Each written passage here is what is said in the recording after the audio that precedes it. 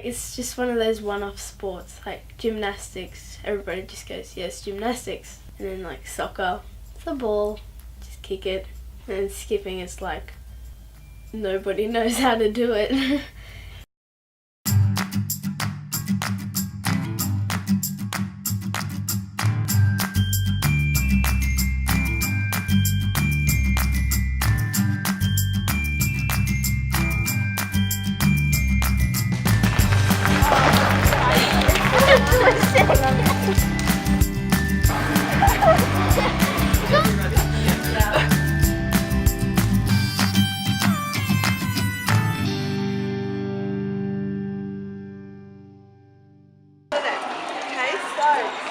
I'm pretty proud to go up to someone and be like, yeah, I do skipping. And they're like, what? Some people think, oh, let's join skipping because it shouldn't be that complicated. It's just spinning a rope and jumping. But yeah, but when you join and everything, it actually opens up a whole nother world. It's more like a sport involving like running and gymnastics and all like the stuff that I like to do contained in, like put into one sport. It is fun. The girls have so much fun. Yeah, because and I'm going to talk about girls because obviously that's got what we have. But like, what little girl doesn't love grabbing a rope and having a skip? This year will be my 8th year skipping. I started, I'm pretty sure, in year 4. My first competition was in year 5.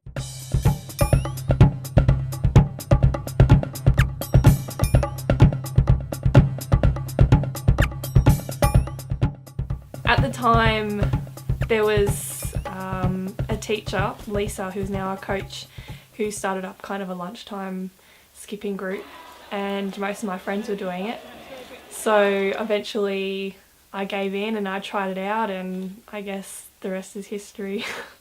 Well, I've been skipping since I was 5 years old, and since then I've travelled around the world, and from a skipper then to become a coach and then become involved in the Skipping Australia and the international FISAC organisation. So to me it is almost my whole life. You may begin. Skipping has surprisingly taken me overseas twice to America. Jazzy Jumpers Australia!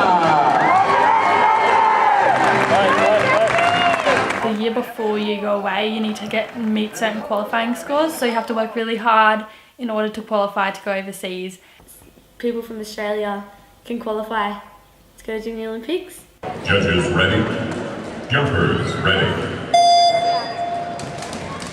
When I was 15, in 2012, I got to go back over for the World Championships, which is even bigger than Junior Olympics because it was solely skipping. I started because of my friends. Like I would see demo teams and want to join my friends in those demo teams. Like I stayed in it because we do performances, not just competing. That's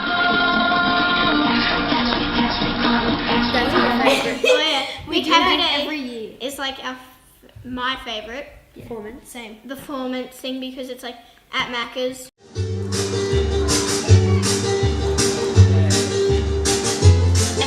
Telling people to keep fit by doing like jump rope skipping, but then at the same time you're eating Macca's. So they shouldn't watch you eat Macca's, but they should watch you skip because skipping is like keeps you fit and healthy. But Macca's doesn't. Macca's doesn't. Single row, speed, 30 seconds. Judges ready, skippers ready, set. I think I'm the same as Ella. Okay, Ella, same thing, bend over. I know it's Teflon, but smaller feet. 1, 2, 1, 2. I like speed. It's like running on the spot with a rope, either wire or Teflon.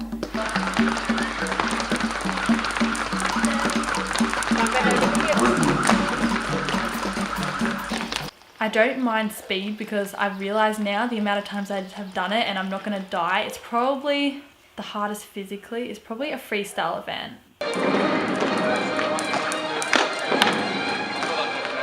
It's a lot different to what I expected. I thought it was just going to be like easy crosses and everything. And then it turns out to be like all gymnastics, flips, triples, doubles.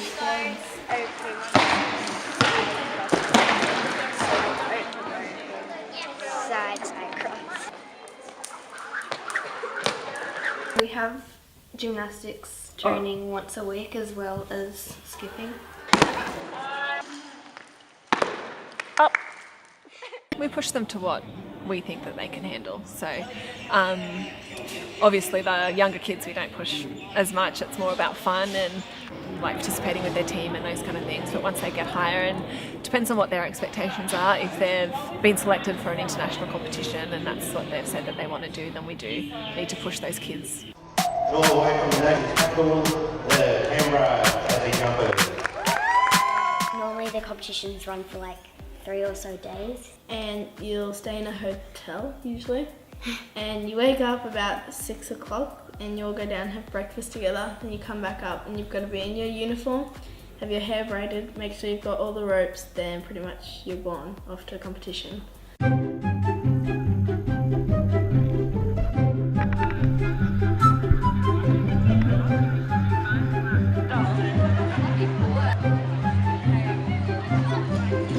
You end up with like 3 days worth of glitter in your hair, which you've got to wash out. And Yeah. some kind of presentation. Judges ready, skipper ready, let's begin.